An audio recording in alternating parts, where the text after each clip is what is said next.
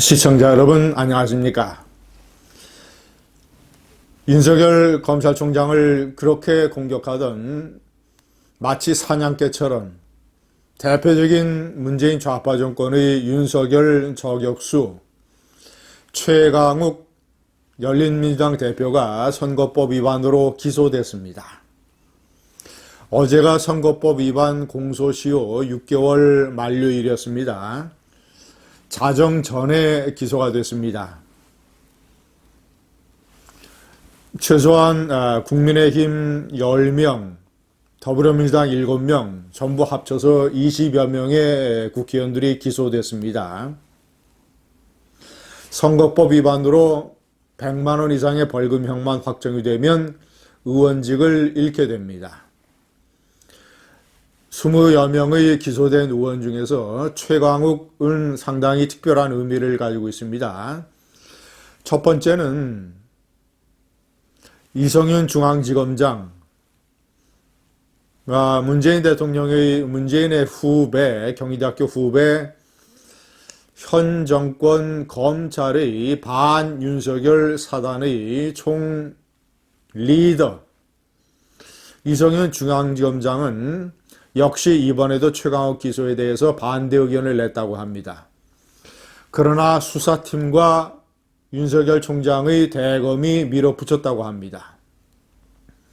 이성윤 지검장은 최강욱의 1차 기소, 조국 아들에게 인턴 허위 증명서를 발급해준 혐의로 기소될 때도 3번이나 기소를 방해했습니다.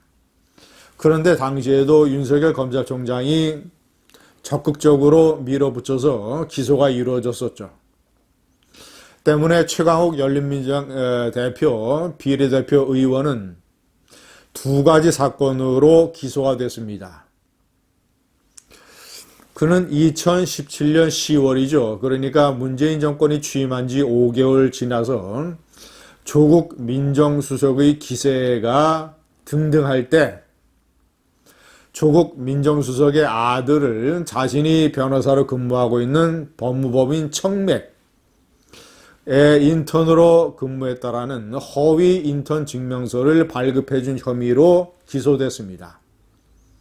자, 이것은 이제 조국의 아들이 그 증명서를 가지고 대학원 진학에 유효적으로 활용을 했기 때문에 업무방해 혐의로 기소가 됐는데 이것은 일반 형사 사건이기 때문에 적어도 금고 이상의 징역형을 선고받아야 의원직을 상실할 수 있었습니다.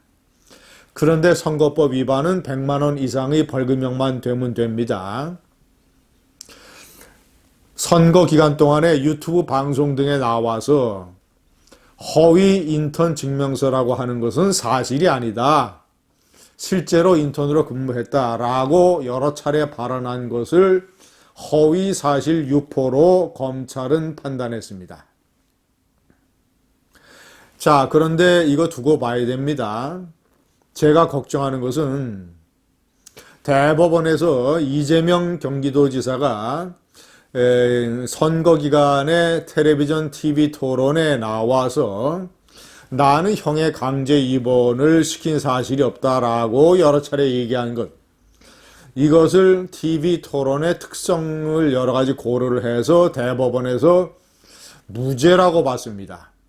그래서 이재명 경기지사는 살아났고 이낙연과 더불어 탑2를 형성을 하고 있습니다.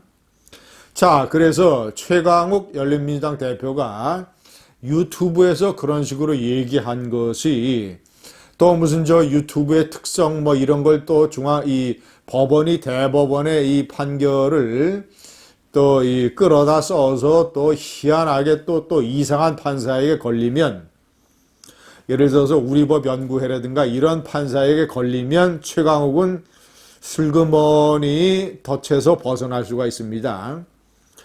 예를 들어 벌금 80만 원만 선고받으면 그대로 의원직을 유지할 수 있게 됩니다.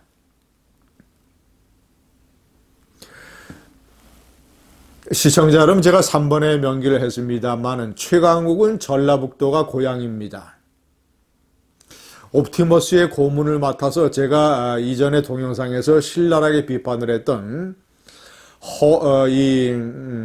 혼외 아들 문제로 검찰총장에서 물러나면서 박근혜 정권 시절에 끝까지 혼외 아들은 사실이 아니다라고 거짓말을 했던 최동욱 전 검찰총장. 이 나라의 검찰총장까지 지내면서 한 달에 500만 원의 자문료를 받으면서 검찰총장을 지낸 사람이 옵티머스 사모펀드의 고문을 맡은 이런 어떤 체면을 구기는 일. 최동욱 검찰총장도 전라북도 출신입니다. 제가 특별히 이 부분을 언급하는 것은 전라남도뿐만 아니라 전라북도도 이 정권 들어서 이상하게 기세등등하게 서로 커넥션을 연결을 해가면서 이상한 활동을 하고 있다는 점을 지적을 하고 싶은 것입니다. 네 번째, 아슬아슬 이어지는 정의. 최강욱은 기소가 됐지만 예를 들자면 문재인의 청와대 대변인을 맡은 고민정 의원, 더불어민주당 의원, 오세훈 전 의원과 붙어서 승리를 한 인물이죠.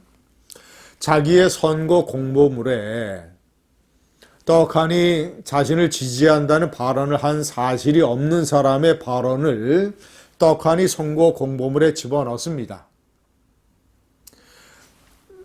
시청자 여러분, 이 선거 공보물은 총선에 출마하는 후보가 가장 신경 쓰는 대목입니다. 그래서 자꾸 하나, 오자 하나 있나 없나를 후보가 꼼꼼히 자기 팀원들과 이른바 독회를 여러 번 합니다. 그런데 그런 사실을 고민정이 몰랐을 리가 있습니까?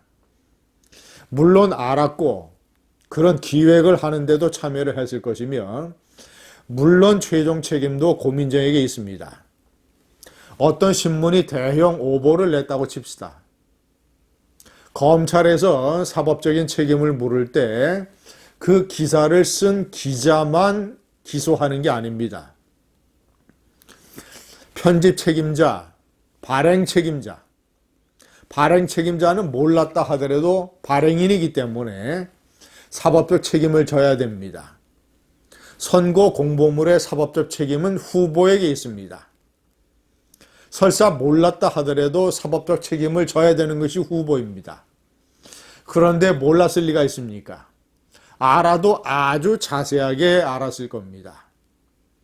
그런 고민정을 문재인의 최측근이라는 이유로 검찰이 기소해서 슬그머니 뺐습니다. 불기소했습니다. 한편에서는 고민정이 불기소되고 한편에서는 최강욱이가 막판에 기소되고 정의가 롤러코스터를 타고 있습니다. 정의가 아슬아슬하게 숨을 이어가고 있습니다. 부디 최강욱은 우리법 연구회 출신의 판사 같은 사람을 피해서 제대로 정신이 박혀있는 판사에게 걸려서 엄정한 사법적 심판을 받기를 바랍니다. 그것이 아슬아슬 이어지지만 그래도 그것이 정의가 살아있다는 것을 보여주는 것입니다.